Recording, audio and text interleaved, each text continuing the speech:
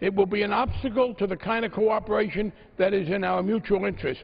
I hope we get a very large, indeed unanimous vote for this resolution, and the Egyptian government understands that it is not just justice, but its best interests that call for compliance. The gentleman's time has expired. The gentleman from New York reserves. The gentlewoman from Florida continues to reserve. The gentleman from New York is recognized. Well, thank you, Mr. Speaker. I yield myself one minute to again reiterate the fact that I support this bill very strongly, and also to, since Mr. Frank spoke before me, I want to, as I mentioned before with some of the other people, tell him how much I appreciate being his colleague through the years, and how much not only I will miss him and the Congress will miss him, but that the country will miss him. And it's been wonderful to call him a colleague, even better for me to call him a friend, and I wish him the best in all future endeavors. And I want to say that. Thank you very much, Barney. And I yield back the balance of my time. The gentleman from New York yields back. Gentlewoman from Florida. Thank you, Mr. Speaker. And I also will miss Mr. Frank and for his friendship and his great insight on many of the issues. And I thank him so much for caring deeply about constituents in his district, and we will continue to fight on their behalf. So with that, Mr. Speaker, I yield back the balance of our time. Gentlewoman yields back her time. The question is, will the House suspend the rules? Great House Resolution 193 as amended. Those in favor say aye. Those opposed, no. In the opinion of the chair, two-thirds being in the affirmative, the rules are suspended, the resolution is agreed to, and without objection, the motion to reconsider is laid on the table. Without objection, the title is amended. For what purpose does the gentlewoman from Florida seek recognition? Thank you, Mr. Speaker. I move that the House suspend the rules and pass H.R. 6649 as amended. Clerk will report the title of the bill. H.R. 6649, a bill to provide for the transfer of naval vessels to certain foreign recipients. Pursuant to the rule, the gentlewoman from Florida, Ms. Ross-Layton, and the gentleman from New York, Mr. Engel, each will control 20 minutes. The chair recognizes the gentlewoman from Florida, Ms. Ross-Layton. I thank the Speaker, and I ask all members may have 5 legislative days to revise and extend and to include extraneous material in the record on this bill. Without objection. Thank you, Mr. Speaker. I yield myself such time as I may consume. The gentlewoman is recognized for as much time as she wishes to consume. Thank you, Mr. Speaker. I rise in support of H.R. 6649, the Naval Transfer Act of 2012, as amended. According to our Secretary of the Navy, authority to transfer surplus vessels is an important element of the U.S. strategy for decommissioned ships. It enables our Navy to manage its inventory while strengthening ties with our key security partners and with allies by transferring ships that meet key operational requirements. This legislation authorizes the transfer of 10 decommissioned Oliver Hazard Perry-class guided missile frigates to Mexico, to Thailand, to Turkey, and Taiwan. 6 of the 10 vessels would be authorized for transfer on a grant basis as excess defense articles under Section 516 of the Foreign Assistance Act. Mexico, Thailand, and Turkey would each receive 2 frigates. With respect to Turkey, I remain greatly concerned with deterioration in that country's relation with and policy toward our democratic Jewish state, our ally, the State of Israel. Since the 2010 flotilla incident, a crisis on the high seas that triggered a tailspin in Turkish-Israeli relations, we have witnessed a Turkey that is increasingly hostile toward Israel.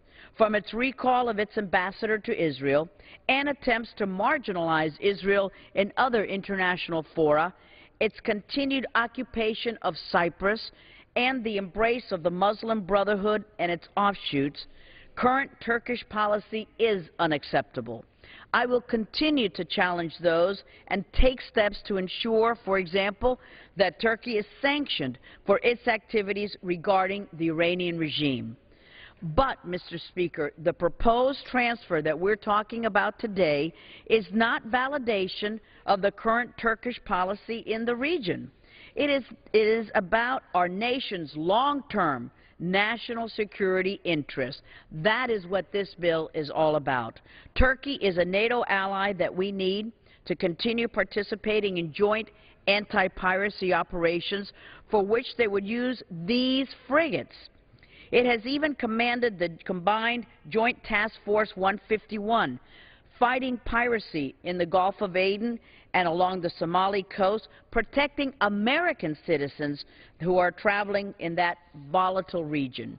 Additionally, in light of the deteriorating security environment in Syria and Turkey's critical role in that arena, the Department of Defense feels that it was necessary for our foreign policy priorities and security objectives that Turkey receives these transfers. Finally, Mr. Speaker, in 2010, the last time that Congress authorized such naval transfers, we approved the grant transfer of 3 Osprey-class minehunter coastal ships to Greece, but no transfers to Turkey. Lastly, these transfers are job creators here at home. Each frigate transferred will require $40 to $80 million of repair and refurbishment. This represents economic benefit to the United States through labor and services during the transfer process, as well as the potential for millions more in the follow-up for services, equipment, and training. According to estimates from U.S. sources, each frigate transfer creates or sustains approximately 100 shipyard jobs and 50 services jobs in the U.S. for approximately 6 months. Performing this ship transfer work in domestic shipyards that performed U.S. Navy overhauls and repairs lowers the cost of U.S. Navy maintenance by spreading costs over a wider base.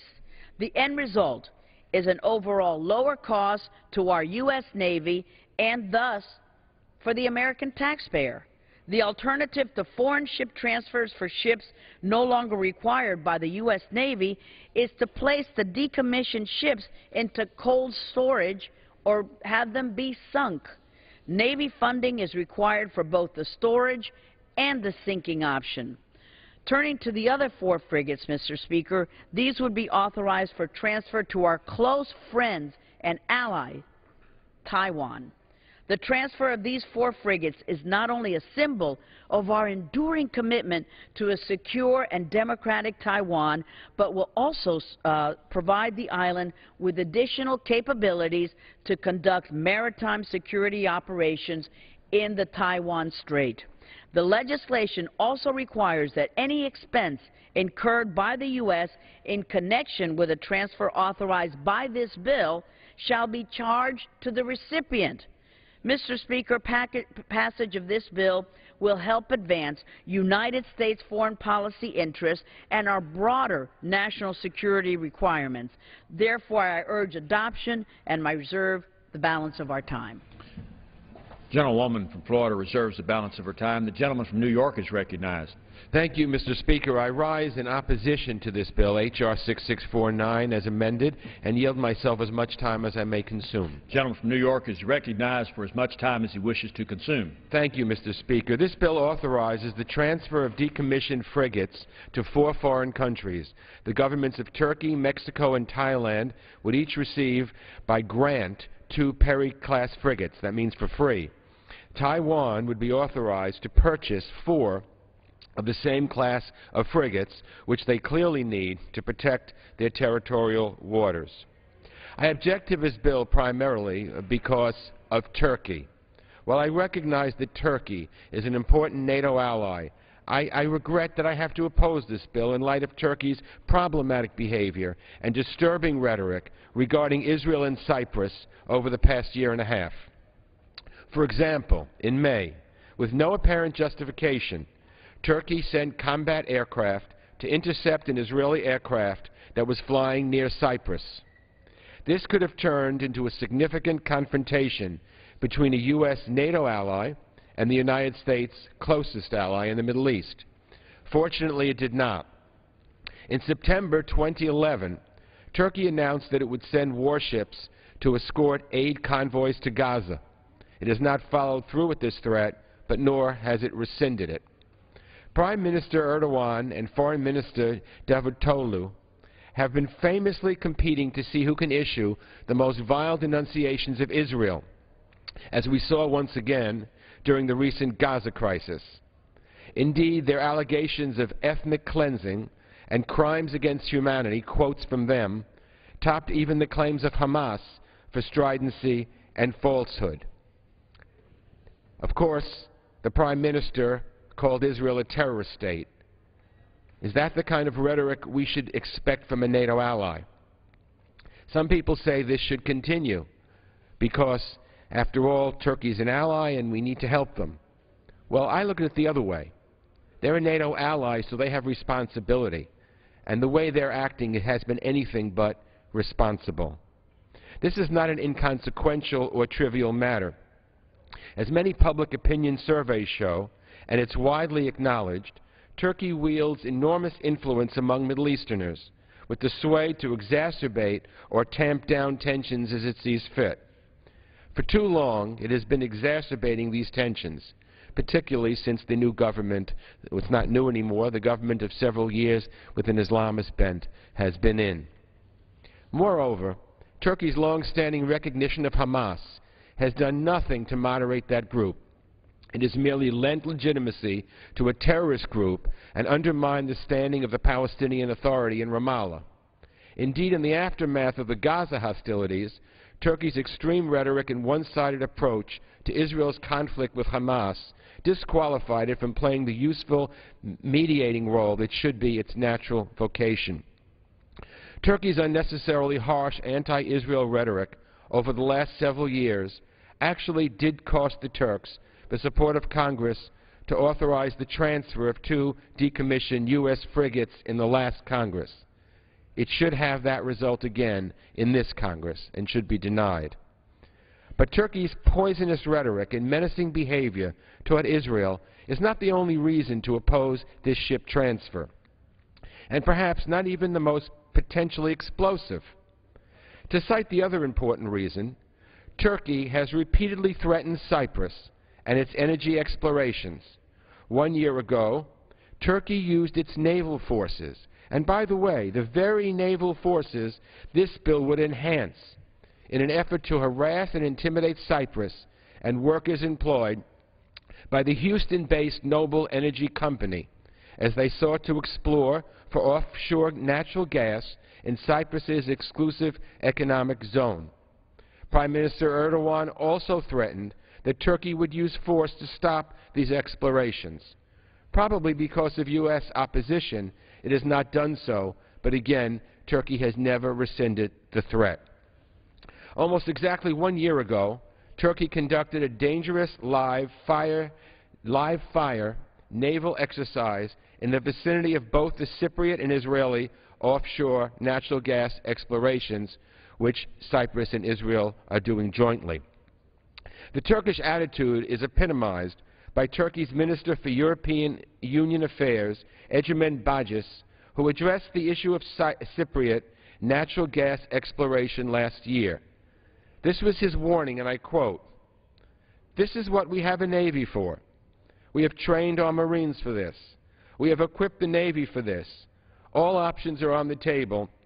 Anything can be done," unquote. And I want to remind my colleagues that Turkey has continued to occupy the northern part of Cyprus since the 1970s. It's just unacceptable. Mr. Speaker, I realize that Turkey is an important member of NATO. It accepted radar emplacements for NATO's Missile Defense Initiative, and it's an important element of the solution to several regional problems, notably Syria. But it has become a major problem for U.S. interests in terms of its relations with Israel and the inflammatory and distinctly unhelpful role it has assumed in the Palestinian issue as well as its threats against Cyprus. In the last several years, the once warm relationship between Israel and Turkey has unfortunately frozen over. We would truly like to see a thaw in that relationship, just as we would like to see Turkey respect the sovereign right of every country in the region, like Cyprus, to utilize their natural resources. But until then, I believe we should hold off on sending powerful warships to Turkey and encourage the government in Ankara to take a less belligerent approach to their neighbors. Early in the next Congress, I would look forward to working with my colleagues on a new ship transfer bill that excludes Turkey, if we can defeat this bill, or appropriately condition our ship transfer so that the government in Ankara gets the right message. So I urge my colleagues to reject this bill, and I reserve the balance of my time. New York reserves the balance of his time. The gentlewoman from Florida is recognized. Thank you, Mr. Speaker. I yield 1 minute to the gentleman from Florida, my colleague, Mr. Bilirakis, an esteemed member of our Committee on Foreign Affairs. Gentleman from Florida, Mr. Bilirakis, is recognized for 1 minute. Thank you, Madam Chairwoman. I appreciate it very much. Mr. Speaker, I rise in opposition to H.R. 6649, the Naval Vessel Transfer Act of 2012. As part of this legislation before us, the United States would transfer 2 Oliver Hazard Perry class guided missile frigates to the government of Turkey. I have serious concerns, and I oppose this military transfer, Mr. Speaker, because the Turkish Navy, as recently as last year, held naval live fire exercises in the eastern Mediterranean. These provocative exercises took place near the natural gas fields of Israel and the Republic of Cyprus and threatened to disrupt peaceful and productive economic activity.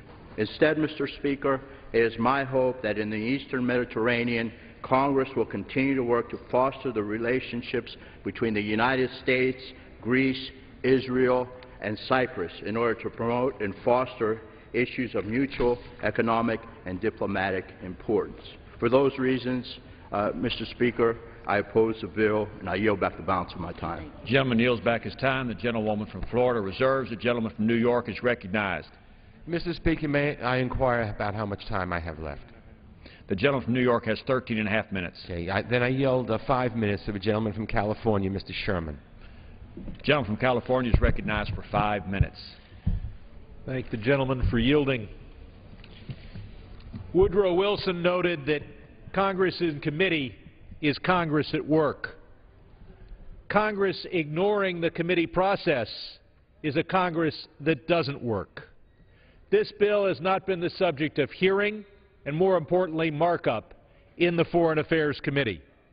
And in the dead of night, provisions to transfer 2 frigates to Turkey, a controversial provision, was added to this otherwise innocuous bill. Now, there are arguments on both sides of the issue. Should we transfer the frigates to Turkey at no cost? A gift from the American taxpayer? Should we condition that transfer? Should we limit it to perhaps only 1 ship? I'd like to have hearings. I'd like Congress to work its will. But instead, a bill is brought to the floor on a day we were not scheduled to be in session for a last-minute discussion and a last-minute vote. Now, in prior discussions in our committee dealing with providing frigates to Turkey, we've been told that Turkey lives in a dangerous neighborhood, that it shares a border with Iran. But I would ask, where on the Turkish-Iranian border will these frigates be deployed? The last time an ocean-going vessel has been seen in eastern Anatolia, it was Noah's Ark. No, these frigates will be deployed in the Mediterranean. And we've seen what the Turkish Navy does in the Mediterranean. In 1974, the invasion of Cyprus. And more recently, the actions taken against Israel and in support of Hamas. In June of 2010, after a Gaza flotilla attempted to aid the terrorist group Hamas with supplies, Turkey threatened to send armed naval escorts to back another aid convoy to Hamas. The Turkish Prime Minister, Erdogan, called for Israel to be punished for interfering with the previous effort to aid Hamas with the flotilla. In September 2011, after a UN report on the Gaza flotilla was released, Turkey threatened to send armed naval presence to the eastern Mediterranean to confront Israel. And Prime Minister Erdogan said on national television that Israel should expect more naval presence from Turkey in the area, and I quote, "Turkish warships will be tasked with protecting Turkish boats bringing aid to Hamas in the Gaza Strip." The gentleman from New York pointed out how the Turkish Navy has interfered with both Cypriot and Israeli efforts to exploit natural gas deposits on the seabed between those two countries. This is particularly outrageous when you realize that the Cypriot natural gas fields are off the shores of South Cyprus, an area where Turkey has not tried to assert its military presence. And they've gone further and even interfered with Israel exploiting its own natural gas fields off of its coast. This is the action of the Turkish Navy in the Mediterranean. Is this something that we should be furthering by 2 free frigates? I don't know. We haven't had hearings. We haven't had a markup. We haven't had a discussion on what limitations, what conditions, and what quantity of ships should be transferred. You know, I've come to this floor on over 100 occasions to vote on suspension bills renaming post offices. Virtually every one of those bills was subject to a markup in the appropriate committee. Shouldn't we give that same level of attention to the transfer of frigates to Turkey? Send this bill back to committee. Let us have a real discussion. Let us follow the rules, not suspend the rules, when we're dealing with a matter of this importance to our foreign policy in the Eastern Mediterranean. I yield back to the gentleman from New York. The gentleman from California yields back. The gentleman from New York reserves. The gentlewoman from Florida continues to reserve. The gentleman from New York is recognized. Thank you, Mr. Speaker. I now yield 5 minutes to the gentleman from Maryland, Mr. Sarbanes. The gentleman is recognized for 5 minutes.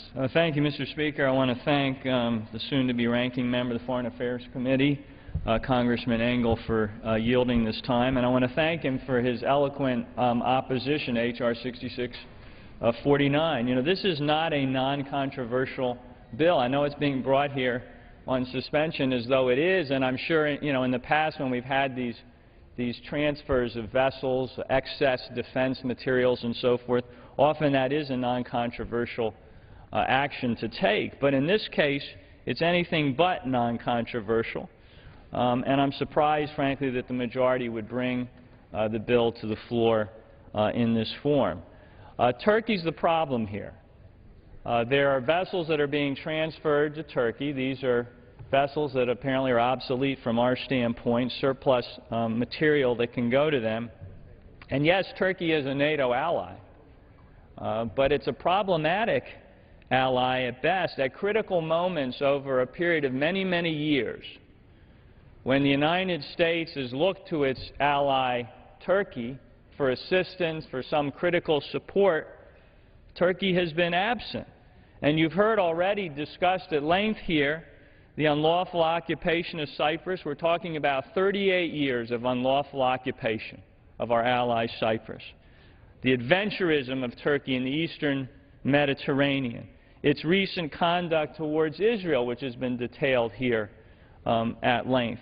And so what you have is, yes, an American ally, but one that's created some real problems for us and is a destabilizing actor in the Eastern Mediterranean. You can only characterize Turkey's behavior in that region as gunboat diplomacy. When you look at its conduct towards Cyprus, towards Israel, its interference with American commercial interests that are trying to operate in the exclusive economic zone of these two nations that are critical to U.S. national security, Turkey threatened to use force to stop Texas-based Noble Energy from drilling for oil and gas off the shores of Cyprus and Israel. Texas-based Noble Energy. That's an American company. And yet we're now going to transfer these vessels to Turkey for further adventurism on the high seas. At one point, and again you've heard this now detailed on both sides, at one point Turkey threatened to mobilize in the last year and a half, mobilize its air and naval assets to escort ships to Gaza. Naval assets. And as Congressman Engel said, we're about to enhance those naval assets with a high anxiety on my part, and I think other members, that they'll be used in furtherance of the same kind of provocative behavior. If we're going to transfer these things, at the very least, we ought to be putting some conditions on this transfer, that no offensive use of these vessels can be made, that they can't be used to traverse these exclusive economic zones that we've talked about. But this is going free of any conditions, and it's why I have severe reservations about it. This could be an opportunity to step back and think about how we conduct our foreign policy. You know, every bill we pass here matters. It all makes a difference. And this may be on suspension, and it may be getting rid of excess material, but it's a chance for us to send a powerful message here in terms of the kind of foreign policy that the United States is going to exercise. And frankly, I don't think that Turkey should be a beneficiary of this bill, given its conduct over many years, but particularly over the last couple of years. It sends the wrong message. It rewards bad behavior. And for that reason, I oppose it. I yield back my time. The gentleman yields back. The gentleman from New York reserves. The gentlewoman from Florida is recognized. Mr. Speaker, I would like to close, so whenever the gentleman yields back, I will close. Gentleman from New York. Yeah, I yield back the balance of my time. Gentleman from New York yields back his time. The gentlewoman from Florida, Ms. Ross-Layton, is recognized. Thank you, Mr. Speaker. I yield myself such time as I may consume. Gentlewoman's recognized. Thank you, sir. In a snapshot, this is the background to this bill and the inclusion of Turkey. I'd like to explain this. These are DOD requests for our U.S. national security interests. Turkey is a NATO ally that DOD needs to continue participating in joint anti-piracy operations for which they would use these frigates. In light of the deteriorating situation regarding Syria and Turkey's critical role in that, DOD insisted that it was timely to do this transfer. Now, just a few years ago, in 2010, Congress authorized the grant transfer of 3 Osprey-class Minehunter coastal ships to Greece. Osprey MHC 51, Black Hawk MHC 58, and Shrike MHC 62. So today's bill, Mr. Speaker, maintains the Turkey-Greece balance. This lowers costs to our U.S. Navy, as they wouldn't have to deal with decommissioned frigates. This bill creates U.S. jobs, as the mammoth portion of maintenance work is done here in the United States. On the issue of granting to Thailand, to Mexico, to Turkey, versus selling the ships to Taiwan, this is what our U.S. Navy says. The determining factor on the grant or sale of extra defense articles is always what is in the best interest of the United States. Granting the hull does not make it free to the receiving nation. Among the types of extra defense articles that are granted to partner nations, ships are unique in that there is always a significant refurbishment cost paid by the receiving nation. The current legislation requires refurbishment of the hulls here in the United States. This is approximately $60 million per hull, though with Turkey our experience has been that they will spend even more. Because of the high cost of refurbishment, we always try to grant the hulls. Both Armed Services Committee Chairman McKeon and Intelligence Committee Chairman Rogers support this bill with the inclusion of Turkey. Mr. Speaker, when our military officials tell me that they need these specific transfers, including to Turkey, because it is in our nation's security interest and it advances our priorities, I believe that all of us here should take note.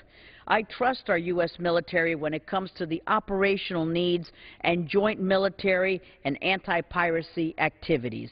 This is why Turkey was included, and not at the last minute under the cover of night. No, quite the contrary. For almost 2 weeks, the text of this bill has been posted not just on our fellow colleagues to review, but for all the American people to review at their leisure. This bill is a standard bill that is done at the end of each Congress. 2 years ago, as I stated, under a different majority, a similar annual transfer bill was considered at the end of the session. So in short, Mr. Speaker, this bill helps our ally Taiwan, it advances our U.S. national security interests, and it reduces costs to our Navy. It creates jobs for Americans right here at home, and I hope that our colleagues see it as such. With that, I yield back the balance of my time. Thank you. Gentlewoman from Florida yields back the balance of her time. All time having expired. The question is, will the House suspend the rules and pass H.R. 6649 as amended? Those in favor say aye. Aye. Those opposed, no. In the opinion of the Chair, 2/3 being in the affirmative, the rules are suspended. The bill is passed without objection. The motion to reconsider is laid on the table.